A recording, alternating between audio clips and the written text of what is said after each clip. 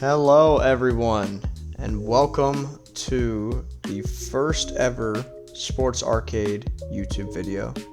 I'm your host, Christian Sandiford.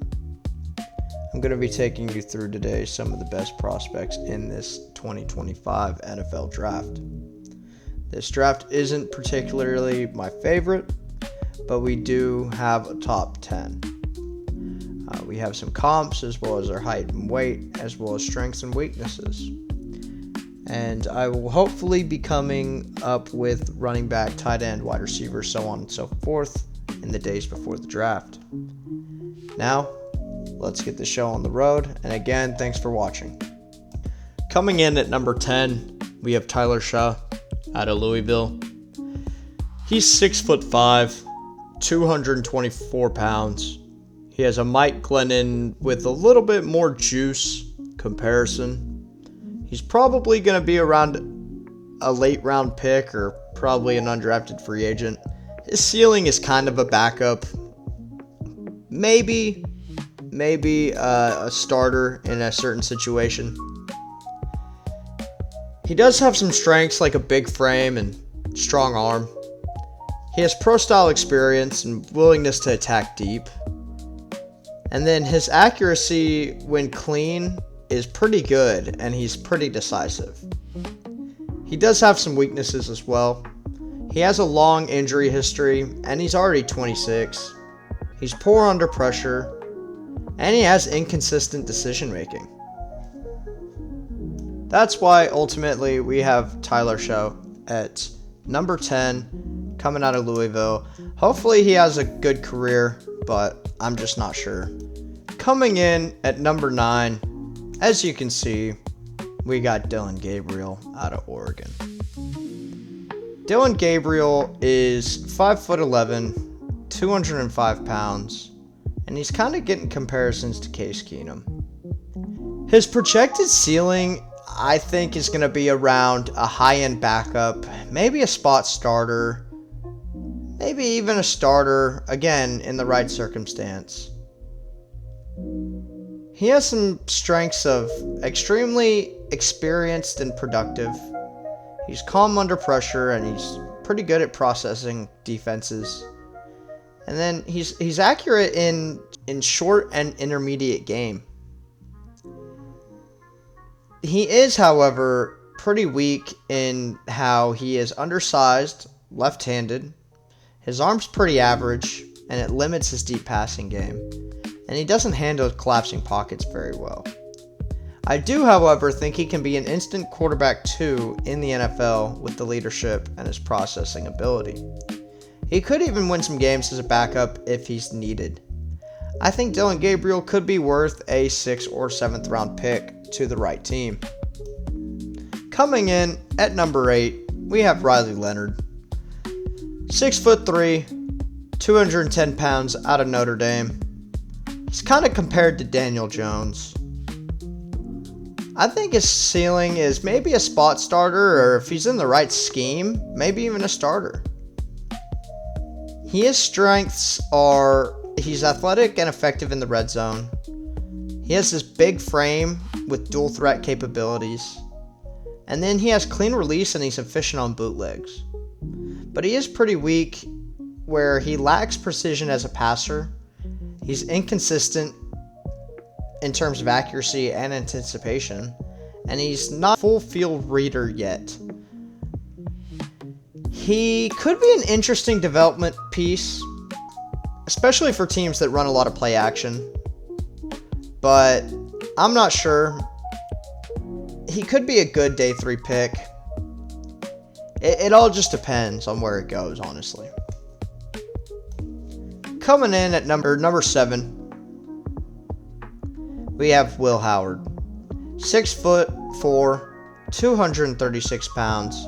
He's kind of like a Dak Prescott light. His strengths are he has a big frame and he's experienced and he's pretty durable. He's poised versus the blitz and he handled pressure very well at Ohio State. He's a tough vocal leader who commands a huddle. His weaknesses, though, he lacks special traits, he works only half-field reads often, and he gets predictable in his decisions. He is a low-risk QB with high-end backup potential, and he's a smart fit for teams with older starters or injury-prone quarterbacks. He's also really reliable. I think Will Howard is a safe bet. I just don't think that he has all the physical tools to be an elite NFL quarterback. I'm just not sure. But again, I think he could be a very solid backup. And then we have Quinn Ewers in at the 6th spot. He's 6'2", 210 pounds, coming out of Texas. He has comparisons to Brock Purdy, and he could be a low-end starter or even a pretty solid NFL starter if he's in the right scheme. His strengths are that he has quick release and he has timing-based rhythm. He's a smart decision maker when he's healthy, and he has flashes of brilliance where he just takes over games. His weaknesses do include that he does have durability issues, he has inconsistent footwork and pressure responses, and he doesn't thrive off script. He is a smart quarterback with a high ceiling, but he needs a very good scheme to mask his physical limitations and maximize his processing. I think Quinn Ewers can be a Brock Purdy type, but we need to see him with the right team. If Quinn Ewers goes to the wrong team, then I'm afraid his time in the NFL might be cut short, or his time with that particular team will. Number 5 is someone I feel like isn't talked about enough. We have Kyle McCord coming out of Syracuse. He's 6'3", 224 pounds, and he has comparisons to Sam Darnold. And I don't know if you remember, but Sam Darnold was supposed to be a first overall selection. He does have fringe starter ceiling a lot of the times, a lot of high-end backup ceilings, but I think he could really be a starter if you give him time to develop. His strengths are that he is a vertical passing game specialist, he has solid arm strength and touch, and he can operate within structure when protected. He also is a high yardage, high volume passer, perfect for today's league. His weaknesses include prone to turnovers under pressure, he needs to improve his processing speed, and then his mechanics break down under duress. He's kind of a boomer bust prospect with gunslinger tendencies, and he needs a creative coach to refine his mental approach. However, I do think that Kyle McCord can truly be a solid NFL quarterback given the right coaches and staff around him. Coming in at number 4, we got Jackson Dart out of Ole Miss. He's 6'2" and 223 pounds, kind of getting Jimmy Garoppolo with more mobility comps.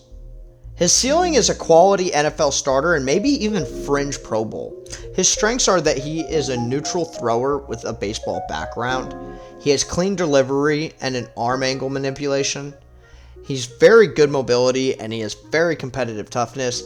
And then finally, he's improved at every single season.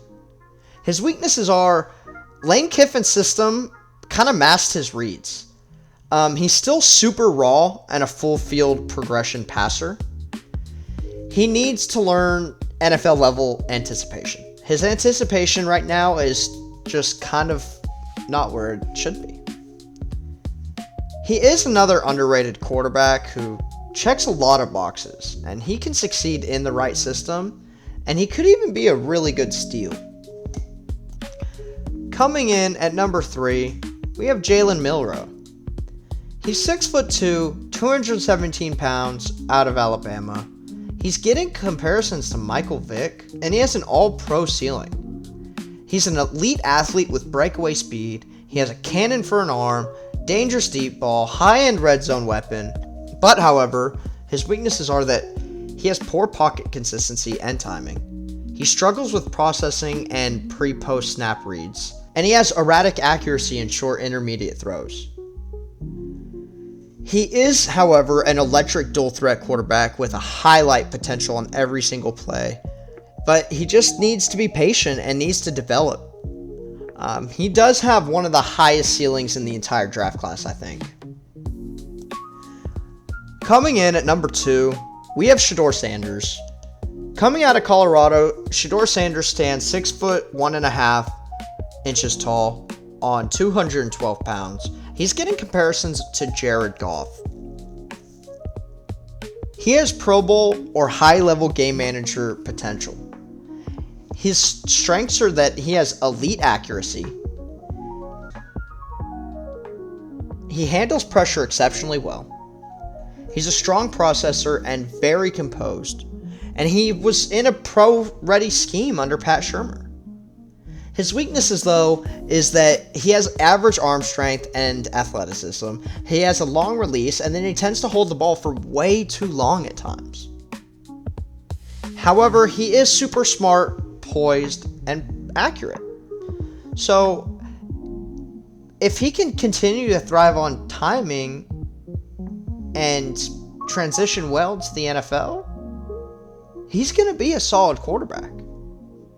And lastly, you guessed it, coming in at number 1, we have Cam Ward out of Miami. He's 6'2", 219 pounds, and his comparisons are kind of Jordan Love with like Mahomes flashes.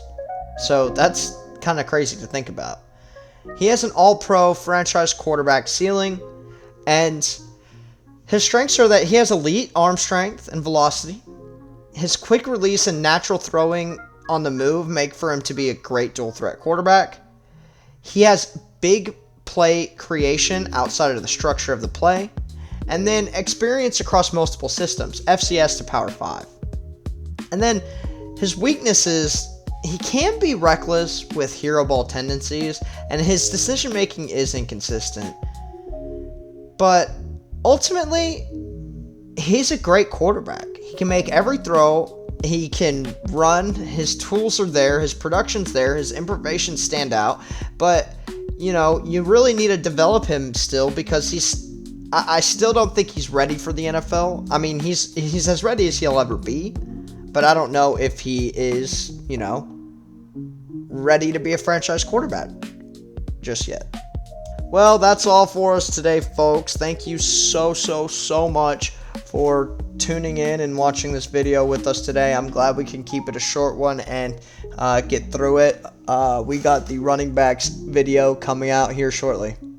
Oh, and don't forget to listen to our podcast. We just dropped our first episode, and yeah, come listen, come email us if you have any suggestions, and I look forward to hearing from you guys, and thank you once again for watching. Have a great rest of your day.